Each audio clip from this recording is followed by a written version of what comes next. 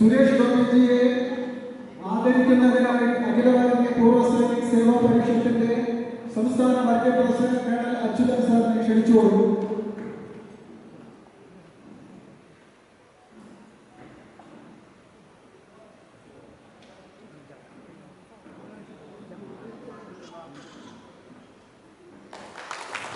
സൈന്യ മന്ത്രിസഭയുടെ സംസ്ഥാന vice president Shrimati ജയാച്യുതനെ ക്ഷണിച്ചുകൊടുക്കും.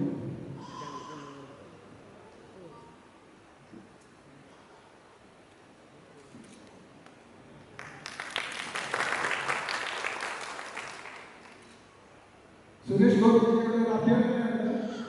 Indian navy junior commission officer 26 വർഷത്തിന് ശേഷം നിയമിച്ച് മുൻ സന്തോഷ് ട്രോഫി 6 വർഷം കഴിഞ്ഞ ഫുട്ബോൾ താരം, ഇന്ത്യൻ സർവീസസ് ടീം കോച്ച്, ദുബായിൽ വെച്ച് നടന്ന ഇന്റർനാഷണൽ മാസ്റ്റേഴ്സ് സ്വിമ്മിംഗ് ചാമ്പ്യൻഷിപ്പിൽ 2 ഗോൾഡ് 2 സിൽവർ മെഡൽ നേടി വേൾഡ് ചാമ്പ്യൻഷിപ്പിന് വേണ്ടി യോഗ്യത നേടിയിട്ടുള്ള സുരേഷ് ബാബു PS ഇവിടെ ഹാജരായിട്ടുണ്ട്.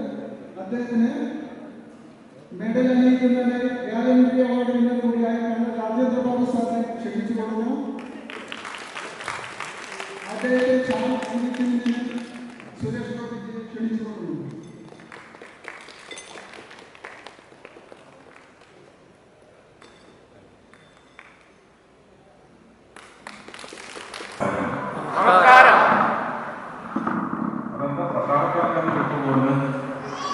നമസ്കാരം.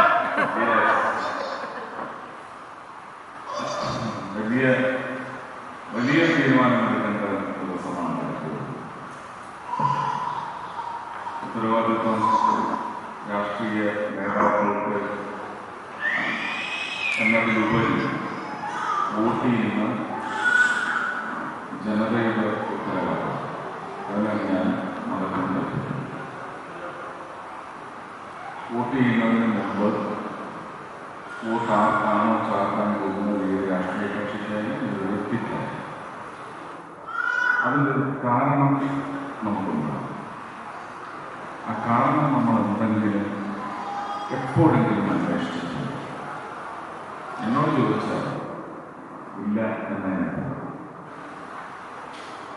ഇഷ്ടപ്പെട്ട രാഷ്ട്രീയ കക്ഷിക്ക് വേണ്ടി അല്ലെങ്കിൽ ഏതെങ്കിലും രാഷ്ട്രീയ കക്ഷിയുടെ ബാനറിൽ നിൽക്കുന്ന ഇഷ്ടപ്പെട്ട ആളുകൾ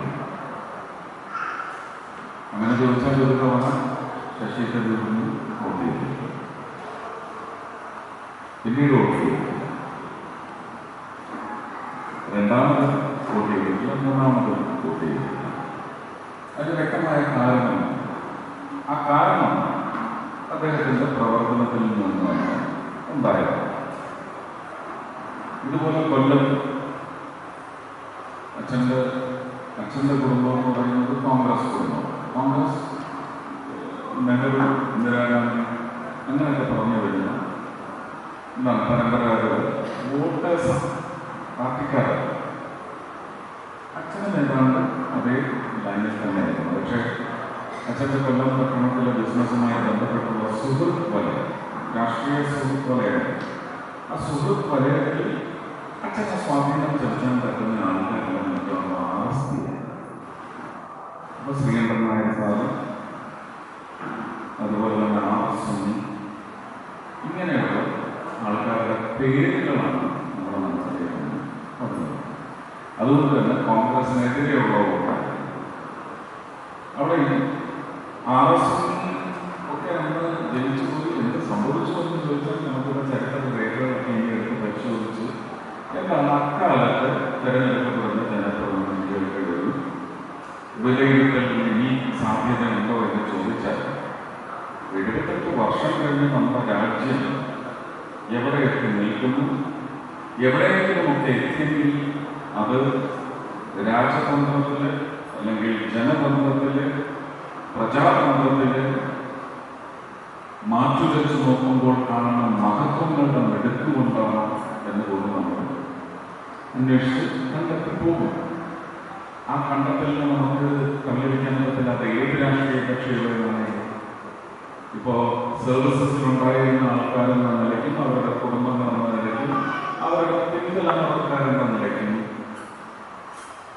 ശ്രീ നൈജൻ പറയുന്നത് പോലെ ഒരു പട്ടാളക്കാരൻ്റെ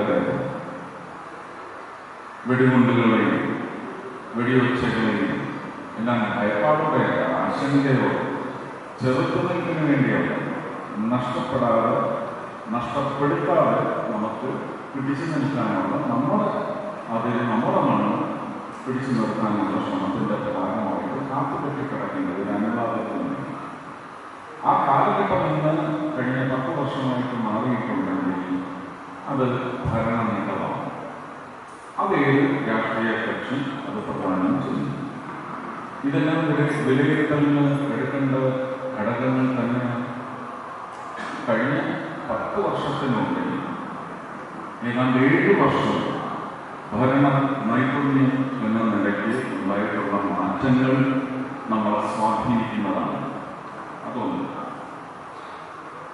നമുക്ക് നമ്മുടെ സംസ്ഥാനത്ത് ഇത് മറ്റ് സംസ്ഥാനങ്ങളിൽ എന്ന് പറഞ്ഞ് താരതമ്യം വേണം. അതിനകത്ത് കുറച്ചൊക്കെ ഫേവറിറ്റിസം ഉണ്ടാവില്ല എന്നൊന്നും ഞാൻ പറയുന്നത്. ഒന്ന്, പദ്ധതികളുടെ നടത്തിപ്പിന് സംസ്ഥാനത്തിൻ്റെ വഴങ്ങൽ, സംസ്ഥാനത്തിൻ്റെ പങ്കുചേരൽ, ഇതെല്ലാം എല്ലാ കാര്യങ്ങളും ആവശ്യമാണ്. ജനറേഷൻ പൂർണ്ണമായിട്ടും കേന്ദ്ര സർക്കാരിൻ്റെ പണവിഹിതത്തിൽ നടക്കുന്നതാണെങ്കിൽ പോലും ഇവിടെ ഇപ്പോഴും പൈപ്പിട്ടടുത്ത് വെള്ളമെത്തിയിട്ടില്ല. അതാരുടെ പഠിപ്പിക്കുക. നമുക്ക് ദൈവം തന്ന ജലസ്രോതസ്സുകൾ പലതും വഴിമുടക്കി പകുതിക്ക് മുറിച്ച് അതിൻ്റെ തുടർച്ചയില്ലാതെ നമ്മുടെ വാട്ടർ ടേബിൾസ് എല്ലാം ഡിപ്ലീറ്റഡ് ആകുന്നു, അല്ലെങ്കിൽ ഡ്രൈ ആയി പോകുന്ന ഡേഞ്ചറസ് സിറ്റുവേഷൻ നമ്മളായിരുന്നു. ഇപ്പോൾ തൃശ്ശൂർ റൗണ്ടിൽ ഒരു 6 കിലോമീറ്റർ റേഡിയസ്, റൗണ്ടിൽ നിന്ന് 6 കിലോമീറ്റർ റേഡിയസിൽ ഒരു വാട്ടർ ടേബിൾ സ്റ്റഡി നടത്തിയാൽ dangerous situation of water problems, ഇത് സത്യമാണ്. അതിനെ ഓവർകം ചെയ്ത് നമുക്ക് നമ്മുടെ പച്ചപ്പിൻ്റെ തണുപ്പ് മാത്രമല്ല, മണ്ണിലേക്ക് അടിച്ചേൽപ്പിക്കപ്പെടുന്ന ചൂടിന് കൗണ്ടർ ചെയ്യാനുള്ള വാട്ടർ ടേബിളിൻ്റെ പ്രസൻസ് എങ്ങനെയാണ് തിരിച്ച് റിജുവനേറ്റ് ചെയ്യാൻ പറ്റുന്ന മെത്തഡോളജീസ് ഉണ്ടായിരുന്നു. Drainage is one innovatable model which should be put in place. അവർ ഇത് സുന്നി അല്ലെങ്കിൽ ശ്രീകണ്ഠൻ നായർ അല്ലെങ്കിൽ DK നായർ അല്ലെങ്കിൽ കൃഷ്ണകുമാർ MP ആ കാര്യം കൊല്ലത്തിന് ചെയ്ത് മാത്രം പറഞ്ഞതാണ്. ഇവിടെ ചോദിച്ചാൽ AC ജോസും ഒരു തവണ ജയിച്ചിട്ടുണ്ടല്ലേ, MP ആയിട്ട്. ഇവരുടെ എല്ലാം പേരുകൾ ഞാൻ പറയുമ്പോൾ ശ്രദ്ധിക്കേണ്ടത്, കേന്ദ്രത്തിൽ നിന്ന് നരേന്ദ്രമോദിയെ പോലെ തന്നെ നഷ്ടമുള്ള ഒരു വനിതയാണ്. രാജ്യത്തെ രാജ്യമായി കാണുകയും യൂണിയൻ ഓഫ് സ്റ്റേറ്റ്സ് ആയിട്ട് അംഗീകരിക്കാത്ത നഷ്ടമുള്ള ഒരു നിർവഹണത്തിൻ്റെ പാരമ്പര്യതയിൽ നിന്നിരുന്ന ഒരു അയൺ ലേഡി ഉണ്ടായിരുന്നു, അയൺ ബട്ടർഫ്ലൈ എന്ന് നമുക്ക് വിളിക്കാൻ. ആ നൈപുണ്യം അവരുണ്ടായിരുന്ന കാലത്ത് പോലും നമുക്ക് ഇത്തരത്തിലുള്ള ഇന്നവേറ്റീവായിട്ടുള്ള ഒരുപക്ഷെ പ്രകൃതിക്ക് മനുഷ്യ ജീവിതം കൊണ്ട് അടിച്ചേൽപ്പിക്കപ്പെടുന്ന ലോകങ്ങൾ കൗണ്ടർ ചെയ്യാനുള്ള ടെക്നിക്കൽ സയൻറ്റിഫിക് ഇംപ്ലിമെന്റേഷൻസ് ഇത് സാധ്യമായിട്ടില്ല. ഈ ഇന്റർലോക്ക് ടൈൽസ് എല്ലാം വന്ന ഫ്ലാറ്റുകളുടെയും വീടുകളുടെയും ഇപ്പൊ തെരുവുകളിൽ റോഡ് വിട്ടുള്ള വെള്ളം പെയ്ത് കഴിഞ്ഞാൽ മണ്ണിലേക്ക് കാലയുടെ സ്പേസ് പോയി ഇന്റർലോക്ക് ഇട്ട് ഓടയിലേക്ക് തള്ളി കടലിൽ കൊണ്ടുപോയി തള്ളുന്നു. പിന്നെ നമ്മൾ എങ്ങനെ സർക്കാരുകളെ കുറ്റം പറയും? വെള്ളമില്ല, കിണറ്റിൽ വെള്ളമില്ല, ആറ്റിൽ വെള്ളം നിൽക്കുന്നില്ല, ചെറു തോടുകളെല്ലാം നമ്മൾ തന്നെ സുവേജിൻ്റെ ഔട്ട്ലെറ്റായി കണ്ടെത്തി. അങ്ങനെ പകുതി പാർട്ടിസിപ്പേഷൻ, പകുതിയിൽ കൂടുതൽ പാർട്ടിസിപ്പേഷൻ ഇക്കാര്യത്തിൽ നന്മ വളരണമെങ്കിൽ ജനപക്ഷം അത്രയും കൃത്യമാണ്. ബാക്കി പകുതി രാഷ്ട്രീയക്കാരുടെ ചുമതലയാണെങ്കിൽ അവരെ കൃത്യമായി കണ്ടെത്തി അവിടെ ഇരുത്തുന്നതിന് ജനപക്ഷമാണ് അവരുടെ വോട്ടിംഗ് ശുദ്ധമാക്കുന്നത്. ആ വോട്ടിംഗ് ശുദ്ധമാക്കുന്നത് നമ്മുടെ രാഷ്ട്രീയ ഇഷ്ടത്തിന് വേണ്ടി. അതുകൊണ്ടാണ് ഞാൻ ആ പേരുകൾ ആദ്യം പറഞ്ഞത്. അവരുടെ ഫെയിലിയേഴ്സ് ഒന്നും ഞാനിവിടെ സൂചിപ്പിച്ചിട്ടുണ്ട്, അവരുടെ ഇൻകപ്പാസിറ്റൻസിയും ഞാൻ സൂചിപ്പിച്ചിട്ടുണ്ട്. പക്ഷെ നമുക്ക് ഈ 78 വർഷങ്ങളിൽ ഒരു 38 വർഷമെങ്കിലും പാഴായി പോകേണ്ടി വന്നു അതിന് ഉത്തരവാദിയാരാണ്? ഞാൻ പറയും ആ തരത്തിലുള്ള ഒരു രാഷ്ട്രീയക്കാരനുമല്ല, ഒരു ഭരണാധികാരിയുമല്ല. അവരെ തെരഞ്ഞെടുത്ത് ജനതയുടെ നിശ്ചയക്കുറവിൻ്റെ, അവരുടെ ഒരു മനസ്സിലാക്കലിൻ്റെയും വിലയിരുത്തി വോട്ട് ചെയ്തില്ല എന്ന് പറയുന്ന, ഭാവിക്ക് വേണ്ടി വോട്ട് ചെയ്തില്ല എന്ന് പറയുന്ന പ്രക്രിയയാണ് ഇന്ത്യൻ ജനാധിപത്യ വ്യവസ്ഥിതിയിൽ. ഇത്രയും ഇലക്ഷൻ സമയമാകുമ്പോൾ എന്തെങ്കിലും കലാപം ഉണ്ടാക്കുന്നു, കമ്മിറ്റങ്ങൾ ഉണ്ടാക്കുന്നു, അത് ഇലക്ഷന് ഉന്നം വെച്ച് മാത്രമാണ് സൃഷ്ടിക്കുന്നത്. അതുകൊണ്ട് തന്നെ നിങ്ങളുടെ മൂളയിലേക്ക് കുത്തിക്കയറ്റി നിങ്ങളുടെ നിശ്ചയങ്ങൾ മുഴുവൻ വഴിതെറ്റി. നമ്മൾ 5 വർഷത്തേക്ക് ഒരു നേതാവിനല്ല പഠിച്ചു കൊടുക്കുന്നത്, ഒരു ഭരണ സമ്പ്രദായത്തിന് അല്ലെങ്കിൽ എതിർ സമ്പ്രദായത്തിന് നമ്മളുടെ ഒരു പ്രദേശം, അതിനെ ഒരു ലോക്സഭാ മണ്ഡലമെന്ന് വിളിക്കുമെങ്കിൽ നമ്മൾ പഠിച്ചു കൊടുക്കുകയാണ്. പിന്നെ whatever is the outcome will be accepted by us as destiny. Are you destined to accept this trial? How do you overcome this trial? You change your destiny. Think. ഈ പറയുന്ന ഉപരിതലമായ കുത്തിക്കുരുന്ന വിഷയങ്ങളുമായിട്ട് വരുന്നവരെ sorry. You talk about your constituency. You talk about your state. We will think about our country when we vote. എന്ന് തിരിച്ചു പറഞ്ഞാൽ അവിടെ നിൽക്കും ആ രാഷ്ട്രീയ അരാഷ്ട്രീയ ചർച്ചകൾ അവിടെ നിൽക്കും. നമുക്കറിയേണ്ടത് തൃശ്ശൂരിന് നിങ്ങൾ 5 വർഷം കൊണ്ട് എന്താണ് നിങ്ങൾ ഭാവിയിൽ നിറം മാറി ഒരു തൃശ്ശൂരിനെ കാണുന്നത്. അത് നിങ്ങൾ പറയുന്നതിൻ്റെ അടിസ്ഥാനത്തിൽ സ്വപ്നമാക്കിക്കോട്ടെ. ആ സ്വപ്നം ഞങ്ങൾക്ക് തൃപ്തിയാണ് എന്ന് ഞങ്ങൾ പറഞ്ഞാൽ അത് യാഥാർത്ഥ്യമാക്കി തരാൻ തയ്യാറുണ്ട്. ഇത് മാത്രം ചർച്ച ചെയ്താൽ അതല്ലേ നമ്മുടെ ഭാവി, അതല്ലേ നമ്മൾ ഒരു വോട്ടിങ്ങിലൂടെ നമ്മുടെ പ്രദേശത്തെ അടുത്ത തലമുറയ്ക്ക് കുറച്ചുകൂടി അവർക്ക് ഗുണകരമാവുന്ന രീതിയിൽ സമ്മാനിക്കാൻ വേണ്ടി തയ്യാറാക്കിയിരിക്കുന്നത്. ഇത് ദൈവികമായ ഒരു ഡിസ്പെർസലല്ലേ ഭൂമി എന്ന് പറയുന്നത്. അതിനെ നമുക്ക് മനുഷ്യന്റെ പ്രവർത്തനങ്ങൾ കൊണ്ട് കൂടുതൽ ദൈവികതയോടെ അടുത്ത തലമുറയ്ക്ക് പകർന്നു നൽകാൻ സാധിക്കും. ഞാൻ നേരത്തെ സൂചിപ്പിച്ച ഒരു 6 കിലോമീറ്റർ റേഡിയസ് അത് വിട്ടേക്ക്. തൃശ്ശൂർ നമുക്ക് ഒരു 2 കിലോമീറ്റർ റേഡിയസിനെങ്കിലും ഒരു ഡ്രെയിനേജ് എന്ന് പറയുന്നത് ഫുൾ ഫ്ലഷ്ഡായി ഒരു രീതിയിലും മണ്ണിന്റെ ക്വാളിറ്റിയെ നശിപ്പിക്കാത്ത തരത്തിൽ മലിനജലം നീക്കിക്കൊണ്ടുപോയി ശുദ്ധജലമാക്കി ഒരു പക്ഷേ കോട്ടയിൽ നിന്ന് തന്നെ ശുദ്ധിപ്പെടുത്തുന്ന രീതിയിൽ മരങ്ങൾ പുഷ്ടിപ്പെടുത്തിയ മണ്ണിലേക്കുന്ന ചൂട് തിരിച്ച് രാത്രികാലങ്ങളിൽ വമിക്കാതെ ജീവിതത്തിന്റെ പുസ്തകത കെട്ടുമാറ്റാൻ സാധിക്കും. ഇതുമൊക്കെ ചിന്തിക്കേണ്ട വിഷയമാണ്. അതിനുവേണ്ടി പദ്ധതികൾ ആരാണ് എടുക്കുന്നത്, അതിനുവേണ്ടി പണം കൊണ്ടുവന്നാണ് വരുന്നത്, അത് കെൽപ്പോടെ കൊണ്ടുവരാൻ പ്രാപ്തിയുള്ള ഒരാൾ അതാണ്. അവസരം കൊടുത്തില്ല കഴിഞ്ഞ 5 വർഷം. അതിന് എത്രയോ 5 വർഷങ്ങളിൽ നമ്മൾ കൊടുത്തു അവസരം. കെൽപ്പ് വ്യക്തമായി.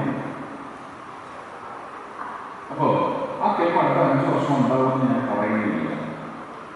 നിങ്ങൾക്ക് പരീക്ഷിച്ചുകൂടാ. നിങ്ങൾ 5 വർഷം പരീക്ഷിച്ചു. അടുത്ത 5 വർഷം എന്നെ പരീക്ഷിച്ചു. എനിക്ക് ആ അവസരം കിട്ടും. എന്തായാലും ഇതിനെല്ലാം നേരെയായിരിക്കും ഞാൻ ഉറപ്പ് തരും. അതാണ്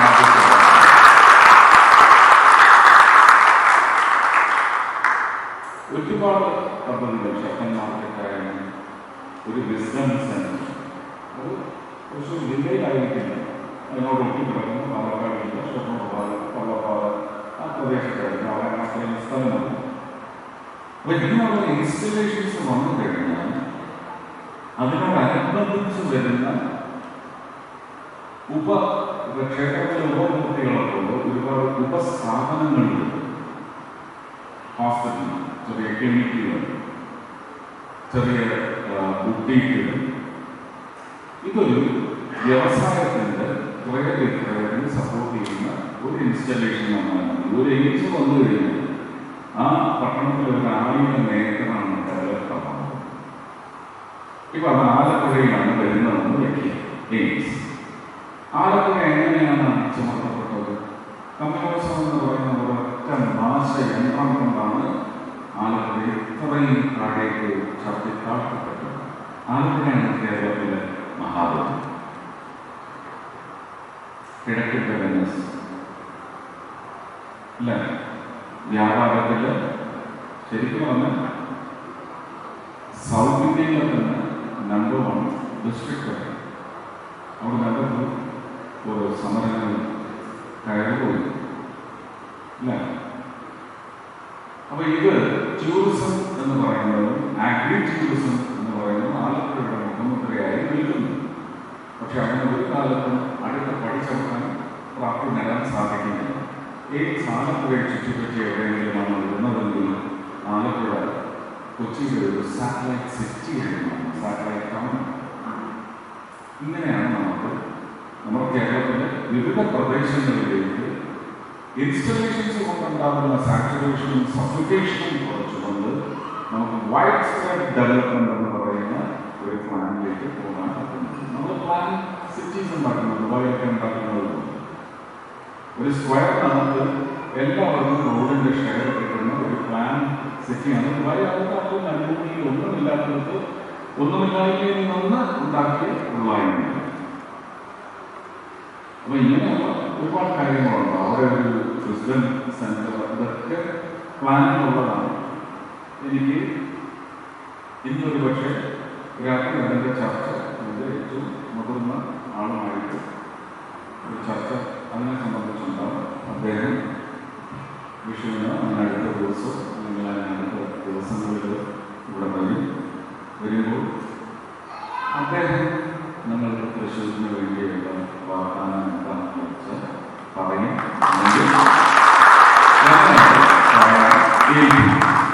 അതിനുശേഷം ഞാൻ പറയാം. കാരണം അദ്ദേഹമായാലും ഞാനായാലും നടക്കുന്ന കാര്യം മാത്രമേ പറയൂ. പറഞ്ഞ കാര്യം ചെയ്തു കാണാൻ മറക്കുന്ന ഒരുപാട് സ്നേഹം. നന്ദി, നമസ്കാരം.